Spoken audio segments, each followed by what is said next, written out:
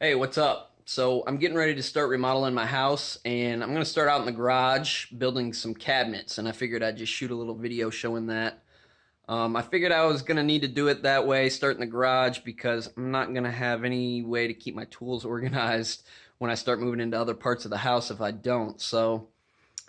Yeah, the garage is already a mess. I really need some way to keep everything organized. So I'm planning on putting the cabinets starting about right here, running across 12 foot um, lowers and uppers. I'm going to have a 4 foot section of two cabinets, a 4 foot gap, and then two more cabinets with a countertop spanning the entire space, and then two uppers, two smaller uppers in the middle, and then two more on the other side. I'm going to be building it out of some cheap particle board. They're just going to be in the garage anyway, so it doesn't really matter about that. I'm going to frame them with 1x2s. So there's some of the material out there getting ready to get cut. Here's a diagram I drew up. So that's kind of showing what I was explaining a second ago with the base cabinets and then the uppers with the two smaller in the middle. There's a side view of what it's going to look like.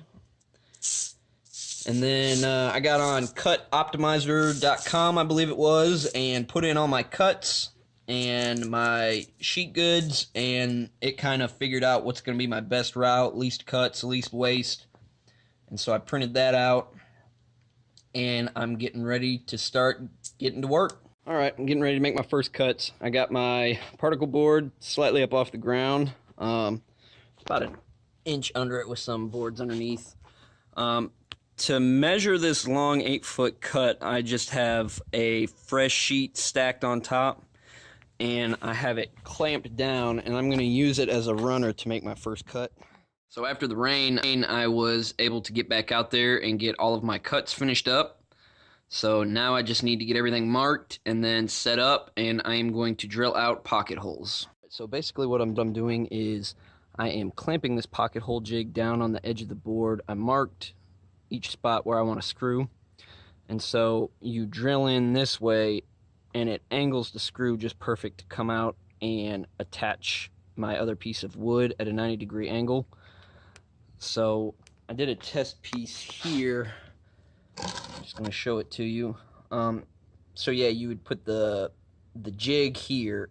It angles the drill in that way so you can put the screw in and attach the board like so. Yeah, this is just a sample piece that I threw together to make sure everything was going to go good and that it wasn't going to, pop out of the back or anything. So, all right. I got all of my pocket holes drilled out for all of the pieces that I've got. I went ahead and took the side of the base cabinets and cut out for the toe kicks. I went ahead and did both sides because I have the sill running around the edge of my garage, and so I just cut in matching toe kicks on each side. This will fit up on the edge of the garage, and then this will be the toe kick.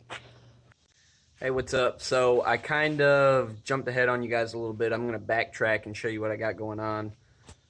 So yeah, I've already got the boxes screwed together, and I've got the frames cut. What I did to do that is I bought a big 12-inch wide by 12-foot long board and just ripped it down to size.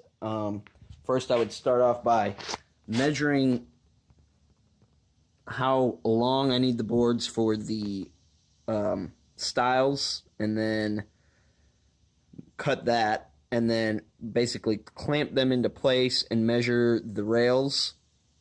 I may have gotten that backwards. I'm not exactly sure. Rails or stiles, whichever way it goes. So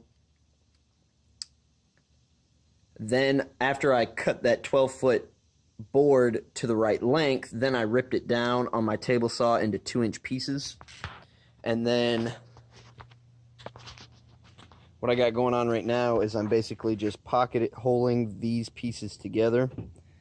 And to do that, I am clamping them down like so. So it holds it right where I want it, then just drill it together, and comes out great. Perfectly flush. Frames are built now, and I just attached my first frame to my bottom cabinet base.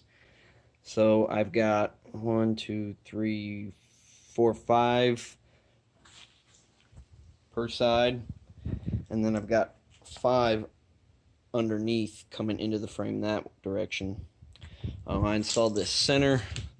So far what I've got done is I created a cleat system that ran across the wall. I bolted those on, and then I bolted the hanging cleats on the back of the cabinets, and then just hung the cabinet up on the wall. I've got the doors done for the most part. Let's see. So yeah, basically I am just using my Frostner bit and just drilling the hole out for the hinges.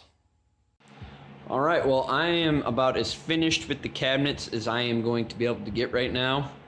I didn't stain or paint yet, and I haven't finished my countertop, but I just signed the papers for my HELOC, and I have a deck to build now. It is already the end of September, and I am wanting to get the deck built and a fence put in before it gets too cold. So I'm at a stopping point right now, and I'm getting ready to switch gears. I just wanted to kind of show you how it turned out. I'm really happy with it. I got to do something with that dresser, but for now it serves its purpose, and it is what it is. I got to get started on a deck. I'm getting ready to meet with a building inspector right now to go over my plans and get my building permit in order, and that's that.